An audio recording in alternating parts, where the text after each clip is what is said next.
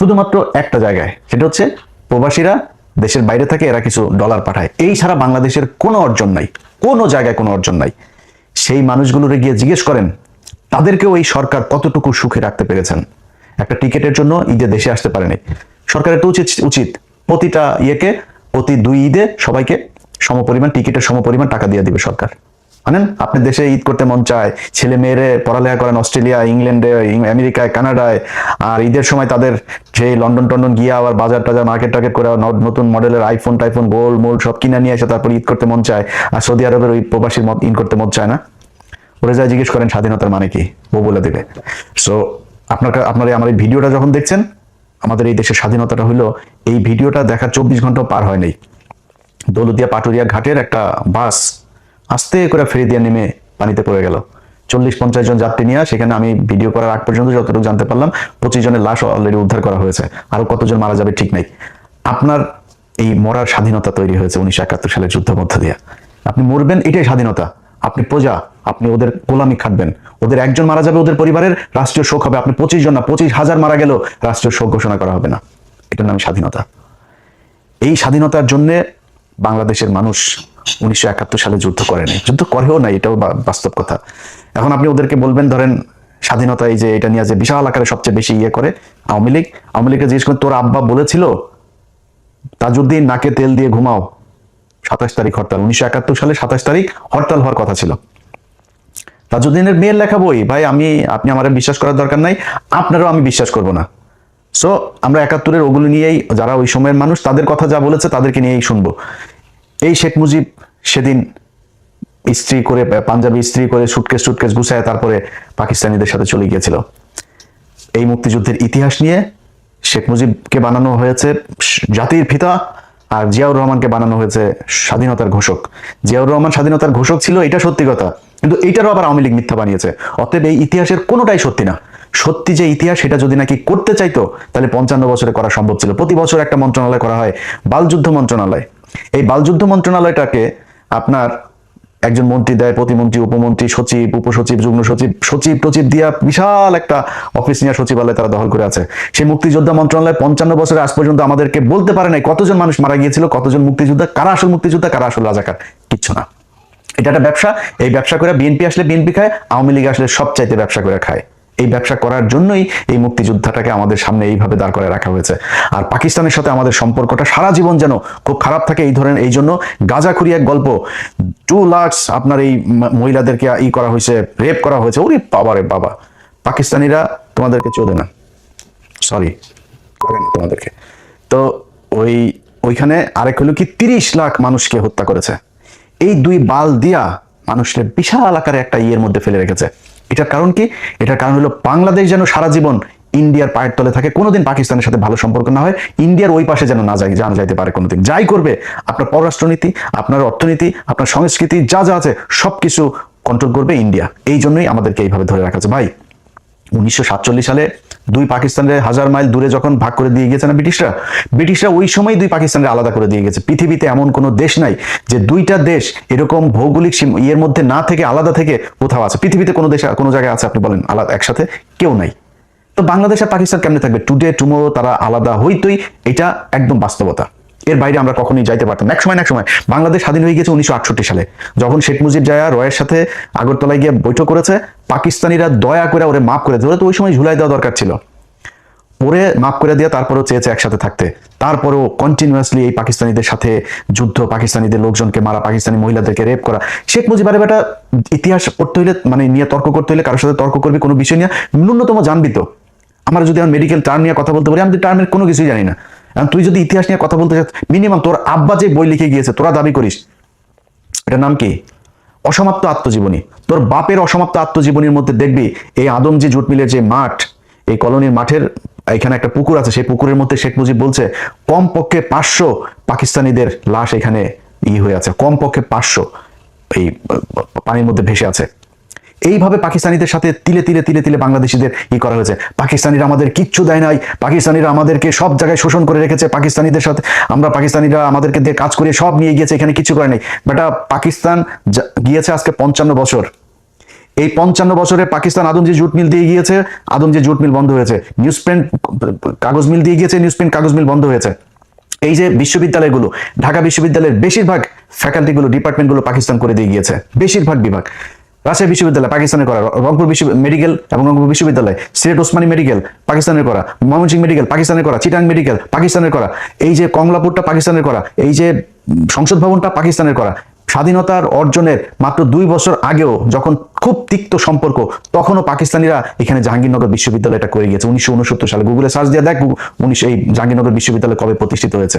সবগুলো বিশ্ববিদ্যালয় দিয়ে সার্চ দিয়ে দেখবি যে 23 বছরের বঞ্চনা গাঞ্ছনার ইতিহাস এগুলি শোনায়, এই বালের কথা। এই পাকিস্তানিরা এই 23 বছরে এই জিনিসগুলো করে দিয়ে গেছে। যদি না হইতো, বালটাও হইতো না। 1974 সালে খালি এই চারুকলাটা হয়েছে, এর বাইরে আজ পর্যন্ত না হয়েছে কোনো নতুন বিশ্ববিদ্যালয়, না হয়েছে ফ্যাকাল্টি। এটার নামই বাংলাদেশের স্বাধীনতা। এই বালের গান শোনায় ভাই আপনি বলবেন যে হ্যাঁ ওরা আমাদের শোষণ করার জন্য এখানে, এই জাহাঙ্গীরনগর বিশ্ববিদ্যালয় এখানে করেছে পাকিস্তানের লোক এসে পড়ার জন্য, তোর লোকেরা শিক্ষিত করার জন্য এগুলো বানিয়েছে, তারা করেছে এগুলো। এই যে পিজি হাসপাতালটা, এই পিজি হাসপাতাল, ঢাকা মেডিকেল হাসপাতাল লেখ, ওইখানে দেখবি যে পাকিস্তানি ডাক্তারদের কি অবদান, কি করে গিয়েছে তারা। এই হসপিটাল তো 500 বেডের ছিল এক সময়, পরে 1800 বেড। এগুলো কারা করেছে? এই পিজি হাসপাতালের বঙ্গবন্ধু বিশ্ববিদ্যালয় কারা করেছে? পাকিস্তানিরা করেছে। আজকে তাদের সাথে আমাদের বিশাল খারাপ সম্পর্ক। ভাই কোনো সমস্যা নেই, আমি এগুলো বলার মানে এটা না যে আমরা আবার পাকিস্তানিদের সাথে আলাদা হইতে, আলাদা হওয়ার দরকার নাই। আমেরিকার সাথে জাপানের আজকে মধুর সম্পর্ক, দক্ষিণ কোরিয়ার মধুর সম্পর্ক, ভিয়েতনামের মধুর সম্পর্ক। ভাই তাদের সাথে যুদ্ধ হয় নাই। আজকে আফগানিস্তানের সাথে রাশিয়ার সম্পর্ক ভালো, একসময় এরা যুদ্ধ করে স্বাধীন হয়েছে ওদের কাছ থেকে। আমেরিকায় আফগানিস্তানকে সাহায্য করেছে, এটাই কৌশল। যার যখন যাকে দরকার হবে। এই ইরানের সাথে রাশিয়ার সম্পর্ক খারাপ ছিল না, তারা আজকে রাশিয়ার কাছ থেকে সব সুযোগ সুবিধা নিচ্ছে না। আমাদের এই সুযোগ সুবিধা যেন আমরা নিতে না পারি, ভারতকে যাতে আমরা ওভারটেক করে কোথাও যাইতে না পারি, এই জন্য এই ধরনের এই গাঁজাখুরি গল্প সব জিয়ে রাখা হয়েছে, যেন পাকিস্তানিদের সাথে আমরা কোনোভাবে কোনো সুযোগ সুবিধা, কোনো চুক্তি, কোনো কিছু করতে না পারি। ভাই পাকিস্তান আলাদা, আমরা আলাদা। আমি আমার কাজে পাকিস্তানকে কাজে লাগাবো, পাকিস্তান পাকিস্তানের কাজে আমাকে কাজে লাগাবে। এটাই এইভাবেই চলতে হবে। এখন যদি নাকি আপনি বলেন যে ভারতের সাথে আমাদের যে সম্পর্ক, ভারত হলো আমার ভাই। ভারত কয়েকদিন আগে আমাদের তেল দিয়েছে, তেল নাকি কার বলতে গেলে ওরা মুখ খারাপ হয়ে যায়, বুঝছেন, আমি কন্ট্রোল করতে পারি না। ওদের কার নাকি কোন দিক দিয়ে নাকি তেল দিয়েছে। আরে ভারত এখন তেল না, ভারত এখন আরো অনেক কিছু দিতে পারে, কারণ ভারতের এখন চিপার মধ্যে আছে, যেই কারণে ভারত এখন আমাদেরকে কোনো না কোনো ভাবে একটা করতে হবে। কিন্তু ভারতের আসল চেহারা কি সেটা বুঝবি, সেটা বুঝতে হলে চল একজন একটু বক্তব্য শুনি তোদের ভারতের আব্বাস। ভারত আর হাত গুটিয়ে বসে থাকতে রাজি নয়। তারেক রহমানের দেশে ফেরা এবং প্রধানমন্ত্রী হওয়ার নেপথ্যে ভারতের একটি বড় পরিকল্পনা ছিল, আগেই বলেছি। কথা ছিল আওয়ামী লীগের বিরুদ্ধে কোনো প্রতিশোধমূলক রাজনীতি হবে না এবং উগ্র মৌলবাদী শক্তি বিশেষ করে জামাতের প্রভাব নিয়ন্ত্রণ করা হবে। কিন্তু প্রধানমন্ত্রী হওয়ার পর থেকেই তারেক রহমানের ভুল বদল শুরু হয়েছে। ভারতের দেয়া সেই প্রতিশ্রুতির কোনো প্রতিফলন এখনো তার কাজে দেখা যাচ্ছে না। তিনি জামাতকে মন্ত্রিসভায় জায়গা দেওয়ার কথা ভাবছেন এবং আওয়ামী লীগের উপর রাজনৈতিক নিষেধাজ্ঞা ও আইসিটি ট্রাইব্যুনালে খড়গ বহাল রেখেছেন, বরং চিঠি দিচ্ছেন আইসিটির রায়ের প্রেক্ষিতে শেখ হাসিনা এবং আসাদুজ্জামান খান কামালকে যাতে তাড়াতাড়ি বাংলাদেশে প্রত্যর্পণ করা হয়। দিল্লির কূটনীতিকদের মতে এটি ভারতের সাথে করা বড় ধরনের পথখেলাপি বা বিশ্বাসঘাতকতা। আওয়ামী লীগের উপর থেকে নিষেধাজ্ঞার খাড়া তোলার কথা আর উঠছেই না। শেখ হাসিনাকে ফাঁসিতে ঝোলাবার জন্য উল্টে ভারতের কাছে ইউনুস জমানাচ্ছে কড়া চিঠি দিয়ে প্রত্যর্পণ দাবি করছে তারেক রহমান সরকার। এসব কিসের লক্ষণ? এই সব কিছুই কি সেই পুরনো বিশ্বাসঘাতকতার নতুন সংস্করণ নয়? এটা ঠিক, তারেক রহমান সরকারের বয়স সবে 1 মাস, এর মধ্যে চরম সিদ্ধান্ত নেয়নি ভারত। তবে ঘরপোড়া গরু সিঁদুরে মেঘ দেখে ভয় পায়। তারেক সরকারের কাজকর্মে সেই সিঁদুরে মেঘের লক্ষণ কিন্তু স্পষ্ট ফুটে উঠছে। আওয়ামী লীগ নেতাদের জেল মুক্তির কোনো খবর নেই। যারা মুক্ত হচ্ছেন বিচার বিভাগের নির্দেশে নতুন মামলা দিয়ে তাদের আবার ঢুকিয়ে দেওয়া হচ্ছে জেলে। এই যদি বিএনপির গণতন্ত্র রক্ষার আসল ছবি হয় তাহলে সন্দেহ জাগেই। আর ঠিক এই কারণেই হয়তো এবার ভারত আর কোনো বিশেষ দূতের অপেক্ষা না করে অজিত ডোভালের মাধ্যমে সরাসরি 1 মাসের ডেডলাইন দিয়ে দিয়েছে। ভারত তার সাথে কথাবার্তা বলে শুধু কয়েকটি শর্তে, কয়েকটি বিষয় কেবল একমত হয়েছিল, কথা নিয়েছিল তারেক রহমানের কাছ থেকে। তাদের মধ্যে 1, ভারতের উত্তর পূর্বাঞ্চলের বিচ্ছিন্নতাবাদীদের যেন বাংলাদেশের মাটি ব্যবহার করতে দেয়া না হয়। 2, দেশে ইনক্লুসিভ রাজনীতি যেন ফিরিয়ে আনা হয়, অর্থাৎ আওয়ামী লীগকে সরকারি নিষেধাজ্ঞা থেকে মুক্ত করা যেন হয় এবং একই সঙ্গে ক্রাইম ট্রাইব্যুনালের অন্যায্য অবৈধ বিচারকে আইন বিরুদ্ধ বলে ঘোষণা করে সেই বিচারকে বাতিল করা। এবং 3, সরকারে কোনোভাবেই চরমপন্থী বা মৌলবাদী শক্তির যেমন জামায়াতের সরাসরি অংশগ্রহণ থাকবে না। ভারতের এই 3 শর্তের সহমত হলে তারেক দেশে ফেরেন এবং ভারত সব রকমের সহযোগিতা দিয়ে তারেকের জয়ের পথ প্রশস্ত করে। কিন্তু প্রধানমন্ত্রী হওয়ার পর তারেক রহমান কি সেই 2004 সালের মতোই ভারতের বিশ্বাস ভাঙতে চলেছেন? ভবিষ্যতের পথ নিষ্কণ্টক রাখতে শেখ হাসিনার দেশে ফেরা বন্ধ করো, মৃত্যুদণ্ড বহাল রাখো, আওয়ামী লীগকে নিষিদ্ধ রেখে দাও, রাজনীতিতে যেন ফিরতে না পারে আওয়ামী লীগ, যাতে আমেরিকার দালালি করবার জন্য বাংলাদেশ অনন্তকাল তৈরি হতে পারে। দিল্লির রণমূর্তি এই কারণেই, এই জন্যই অজিত ডোভালের চরম বার্তা। কেননা পরিস্থিতি আবার সেই 2004-এর দিকে চলেছে। এই পরিস্থিতিতে ভারত আর হাত গুটিয়ে বসে থাকতে রাজি নয়। নির্ভরযোগ্য সূত্রের খবর অনুযায়ী সেখানে ডোভাল সাহেব কোনো কূটনৈতিক মারপ্যাচ নয়, বরং সরাসরি টাইম বাউন্ড হুঁশিয়ারি দিয়েছেন বাংলাদেশের ডিজিএফআই কে সামনে বসিয়ে। কি ছিল সেই হুঁশিয়ারিতে? এক, আগামী 1 মাসের মধ্যে আওয়ামী লীগের উপর থেকে সমস্ত রাজনৈতিক নিষেধাজ্ঞা তুলে নিতে হবে। 2, আইসিটি অধ্যাদেশ এবং তার অধীনে দেওয়া সমস্ত সাজা ও শেখ হাসিনার মৃত্যুদণ্ডের নির্দেশ বাতিল করতে হবে। 3, যদি এই 1 মাসের মধ্যে কোনো কার্যকর পদক্ষেপ না নেওয়া হয় তবে ভারত তার নিজের স্বার্থ, তার জাতীয় স্বার্থ রক্ষায় যে ব্যবস্থা উপযুক্ত মনে করবে সেই ব্যবস্থা নিতে বাধ্য হবে। এই হুঁশিয়ারি শুধু কথার কথা নয়, ভারতের নিরাপত্তা বিশ্লেষকরাও বলছেন জামাতের উত্থান মানে ভারতের উত্তর পূর্বাঞ্চলের অস্থিরতা তৈরি করা। ভারত কোনোভাবেই তার প্রতিবেশী রাষ্ট্রে পাকিস্তান ঘেঁষা কোনো মৌলবাদী শক্তি, যে শক্তি বাংলাদেশের স্বাধীনতার শত্রু, তাদেরকে সহ্য করবে না। ভারত স্পষ্ট বলেছে সংসদে বিএনপির একক সংখ্যাগরিষ্ঠতা আছে, তবুও জামায়াতকে মন্ত্রী করার কথা উঠছে কেন? পুরনো ভালোবাসার টান, আমেরিকার চাপ? বাংলাদেশ যেন মনে রাখে আমেরিকার সমস্ত হুমকি উড়িয়ে দিয়ে 71-এ ভারতের ফৌজ স্বাধীন করেছিল বাংলাদেশকে। আজ দরকার হলে ভারতের ফৌজ উপযুক্ত ব্যবস্থা নিতে এবারও পিছিয়ে আসবে না। এই হলো ভারতের বন্ধুত্ব। এটা শুরু আজকে থেকে না, সেই 1971 সালের 16 ডিসেম্বর থেকে শুরু করে আজকে পর্যন্ত ভারত কখনো মানতেই পারে নাই যে বাংলাদেশ একটা স্বাধীন রাষ্ট্র। তারেক রহমান তার কথা না শুনলে সে এখানে সোলজার পাঠা, তোরা সোলজার পাঠা, বাংলাদেশের পাঠা, ইস্ট পাকিস্তান, ওয়েস্ট পাকিস্তান, 2 পাকিস্তান মিলা বাম্বু লাগাবে পাঠা। তোরা যদি ক্ষমতা থাকে তাহলে বাংলাদেশের সোলজার পাঠা ন্যাংটা বানায় ছেড়ে দিবে। বাংলাদেশের প্রতিটা মানুষকে শুধু একটা কথা বলি ভাই, কথা খুব খারাপ লাগতে পারে, চেতনায় আবার পাশে আগুন লাগতে পারে অনেকের। এই বাংলাদেশ যেদিন আক্রান্ত হবে সেদিন সবার আগে পাকিস্তানি ভাইয়েরা এসে আপনার পাশে দাঁড়াবে, এটা গ্যারান্টি দিলাম। আমি জীবিত থাকি অথবা মৃত থাকি, একটা কথা বললাম, Pakistan will be the first country আপনারে সাপোর্ট করার জন্য। অতএব পাকিস্তানের সাথে ভাই আমাদের কৌশলগত ভালো সম্পর্ক থাকতে হবে, তাদের সাথে আমাদের অস্ত্রের চুক্তি থাকতে হবে, মিলিটারি চুক্তি থাকতে হবে, বাণিজ্যিক চুক্তি থাকতে হবে, পাকিস্তানের সাথে সব ধরনের চুক্তি থাকতে হবে। যদি না হয় তাহলে এরা সারা জীবন আমাকে এইভাবে এই ধরনেরই করে যাবে। তারেক রহমান যেই কথাগুলো আমরা এর আগে আনন্দবাজারেও শুনেছি, এই ব্যক্তিও যেই কথাগুলো বললো, আপনি চুক্তি করে এসেছেন, যদি কৌশল হয়ে থাকে 111-এ খালেদা জিয়াকে অফার দেওয়া হয়েছে, খালেদা জিয়া বলেছে না আমি 111-এর এদের কোনো কিছু বৈধতা দিব না, পরে শেখ হাসিনাকে বৈধতা, এই প্রণব মুখার্জি তার বইতে লিখেছেন। তো আমরা ধরে নিলাম আপনি কৌশল করেই তারপরে তাদের সাথে মিলেমিশে এসেছেন, এবং আমরা এখনো পর্যন্ত, আমি আমার কথা বলি, আমি কিন্তু এখন পর্যন্ত আপনার প্রতি আমার যথেষ্ট সম্মান আছে তারেক রহমান। আপনার কিছু বিষয় আমি জানি, যে বিষয়গুলোর কারণে আমার বিশ্বাস যে আপনি কোনোদিন শেখ হাসিনা হবে না, জিয়া পরিবার কখনো শেখ পরিবার হবে না, এই বিশ্বাসটা আমার আছে। এবং আপনি ঠিক সময় মতো, বিশেষ করে গত 2 দিনে জেনারেল মাসুদ এবং জেনারেল ওর আরেকজন কি মামুন খালেদ, দুজনকে ধরার পরে আমার ভেতরে সেই বিশ্বাসটা আরো বেশি জন্মেছে যে আপনি এক এক করে সব কটাকে ধরবেন। এবং আপনারা একটা জিনিস বলে রাখি, তারেক রহমান, পৃথিবীতে কেউ সারা জীবন বাঁচে না, আপনাকে যেতে হবে, আমাকেও যেতে হবে। যদি সারা জীবন মানুষের মনে থাকতে চান আপনার বাবার মতো, তাহলে শুধু একটা কথা বলবো যে কিচ্ছু করার দরকার নেই ভাই। আপনি দুর্নীতি করেন, টাকা পয়সা নিয়ে লন্ডনে পাঠান, আপনি আবারও আপনি এই আওয়ামী লীগের মতো করেই প্রচুর টাকা পয়সা নেন, কোনো সমস্যা নেই ভাই। খালি ইন্ডিয়ার বিরুদ্ধে আমাদের একটা জায়গায় দাঁড় করাই দিয়ে যাবেন, যেটা আমরা ইউনুসের কাছে চেয়েছিলাম, ইউনুস করে নাই। আপনার কাছে আমাদের প্রত্যাশা থাকবে এই কাজটা খালি করে দেন, আপনার যে কোনো বিপদে, এই দেশের যে কোনো বিপদে বাংলাদেশের 18 কোটি মানুষ এক হয়ে আপনার পাশে দাঁড়াবে। ভারতে আসতে দেন, দেখি ওরা আমাদেরকে কি করে নিয়ে যায়। খালি আমাদের কিচ্ছু লাগবে না ভাই, আমাদের খালি এই আপনার এই আকাশ নিরাপত্তা ব্যবস্থাটা আমাদের করেন, যাতে আমরা আমাদের ইন্টারসেপশনের এই কাজগুলো যাতে আমরা খুব ভালোভাবে করতে পারি। ওদের আকাশ দিয়ে যদি ওরা আমাদের কিছু করতে না পারে, ওরা মাটিতে নামে আমাদের কিছু করতে পারবে না। সারা জীবন যুদ্ধ করলেও ইন্ডিয়ানরা আমাদের সাথে যুদ্ধ করে পারবে না, এই সাহস ওদের নাই। আর সেই সাথে আমাদের যা লাগে, অস্ত্র লাগে, যা লাগে, সেটা ভাই আপনাদের মানে এই আল্লাহকে সাক্ষী রেখে বললাম, যদি পাকিস্তান সবার আগে আপনার পাশে না দাঁড়ায় আসা, আমি যদি জীবিত থাকি সেদিন আমার জুতার গলা নিয়ে আপনাদের সামনে আসা হাজির হব। অতএব এরা যেই হুমকি ধমকি যা দিচ্ছে, আপনি এটাতে বিচলিত না হয়ে আপনার ওদের সাথে আপনাকে চোখে চোখ রেখে একটা পর্যায়ে গিয়ে কথা বলতে হবে। আপনার যতটুকু কৌশল অবলম্বন করা দরকার আপনি করেন, কোনো সমস্যা নাই। আপনাদের সামনে ভিডিওতে আজকে আমি কথা দিলাম যে বাংলাদেশ যদি ভারতের সাথে যুদ্ধ হয় এবং এই বর্তমান সরকার যদি বাংলাদেশের মানুষের পক্ষে থাকে, আমি যদি নাকি ওই দিন ফ্লাই করে বাংলাদেশে না যাই, তাহলে আমার সারা জীবন আপনি যা মনে চায়, ভীতু, কাপুরুষ, খারাপ, বজ্জাত, মানে বেঈমান, মুনাফিক, যা মনে চায় বলেন, সেদিন যদি আমি দেশে না যাই। কিন্তু ওই সরকারকে, আমার দেশের ওই সময়ের সরকারকে ইন্ডিয়ার বিরুদ্ধে যুদ্ধে অংশ নিতে হবে।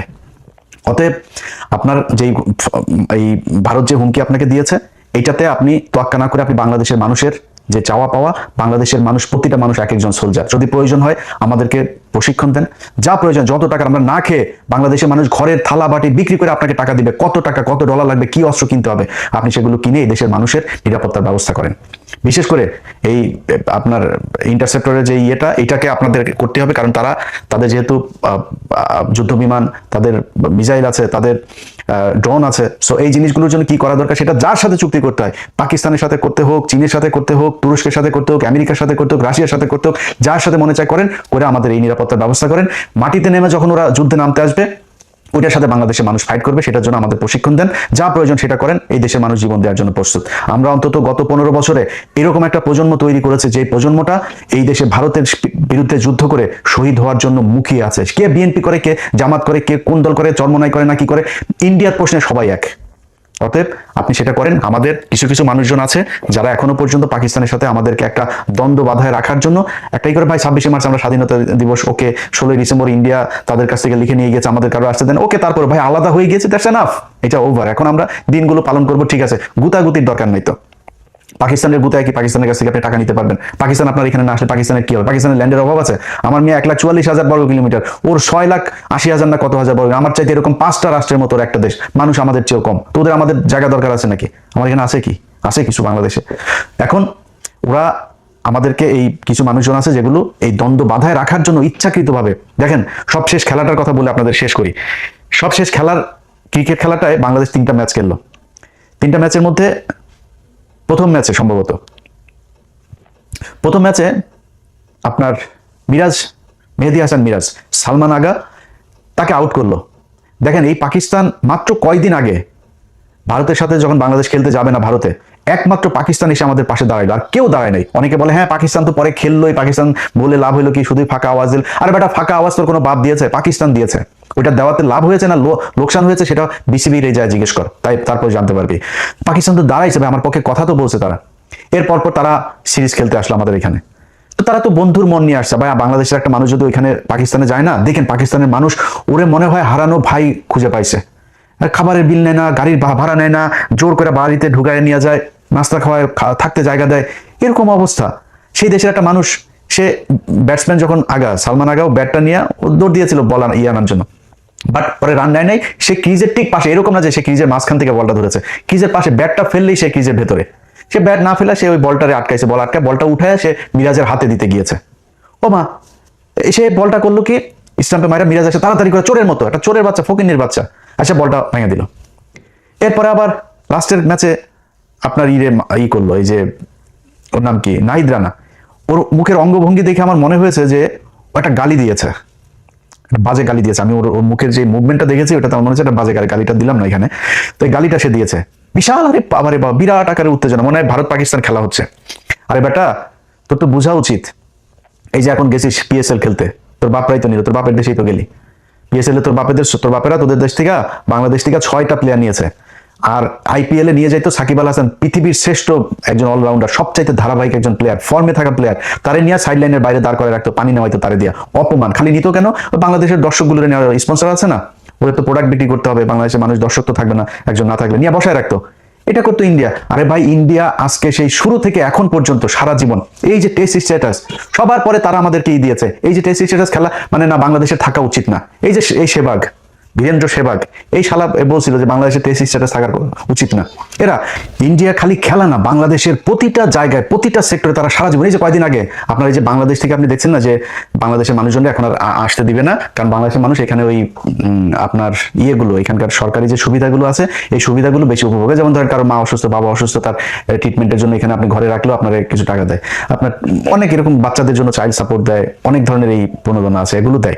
তো এগুলো এই ইন্ডিয়ানরা, তারা ইন্ডিয়ানদের কারো দেন, ওরা কিন্তু আমাদের চেয়ে বেশি খায়, অথচ ইন্ডিয়ান গুলো দেয় নাই, বাংলাদেশের গুলো সবগুলো দিয়েছে যে বাংলাদেশ নাকি 54% নাকি এশিয়ান নাকি আমরা নাকি খাই, তারপর এটা দিয়ে এখন বাংলাদেশিদের ভিসা দেওয়া বন্ধ। ভাই প্রতিটা জায়গায় আপনি 1971 সালের মুক্তিযুদ্ধের পর এটা নিয়ে কোনো বিতর্ক নাই, প্রতিটা মুক্তিযুদ্ধের কাছে জিজ্ঞেস করবেন যে ইন্ডিয়ানরা আমাদের এখান থেকে কি পরিমাণে, পাকিস্তানের 92,000 এই সোলজার তারা আপনার অস্ত্র রেখে আসলো, আমাদের এই যে মিল কল কারখানা মানে পাকিস্তান যা করে দিয়েছিল, এগুলির থেকে দামি দামি যন্ত্রপাতি, সব ইতিহাসের সব জায়গায় এগুলোর আপনার উল্লেখ করা আছে।